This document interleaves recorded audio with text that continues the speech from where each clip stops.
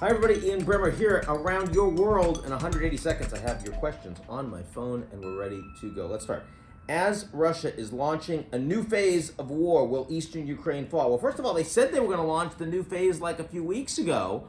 What gives? It's not like weeks for the new phase, but yeah, they're now really moving into military escalation across the Donbas. Remember, this is the territory that the Russians have declared, recognized independent. It's about 2/3 more than the territory they had occupied from 2014 until just before the war started, February 24th.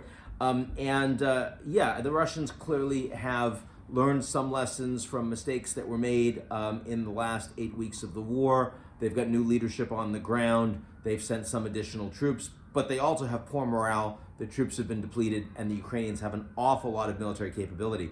I'll tell you, I think it's very unlikely that East Ukraine will fall by May 9th, which is when Putin wants to make his announcement of victory on Victory Day. I think eventually, yes, it's more likely than not that Eastern Ukraine will fall, but this is going to get a lot worse before it gets better, and that's a very sad thing. Okay, what is the West's last resort if the war further escalates? Well, the biggest thing that the West can do is Europe can cut off all of the remaining energy that they're getting from Russia, which is continuing to fund the war.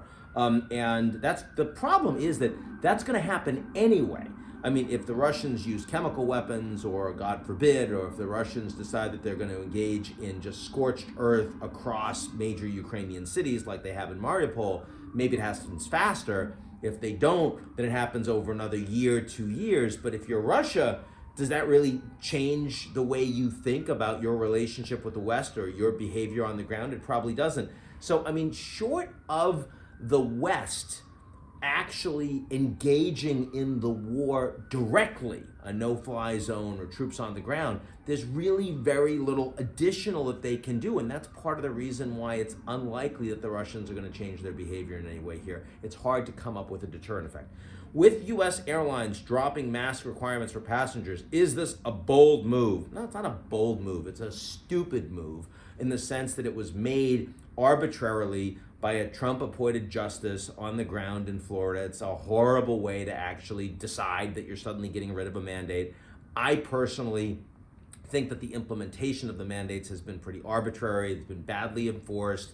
It's not, N95 or KN95 masks. People wearing bandanas, for Christ's sake, and they're, on an hour-long shuttle to Washington, D.C., and they're having drinks while they're barely wearing masks at all. So it doesn't feel very effective to me, and in that regard, with all the vaccines we have, this is not something that I'm worked up about. I'm kind of glad they're gone.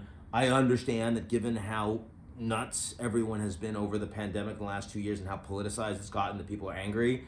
But no, I don't think it's a bold move. I think it's just one more thing that shows that the United States does not have its political shit in order, if you don't mind, because we are just so politically divided and dysfunctional. It's yet one more example of that. That's it for me. I'll talk to y'all real soon.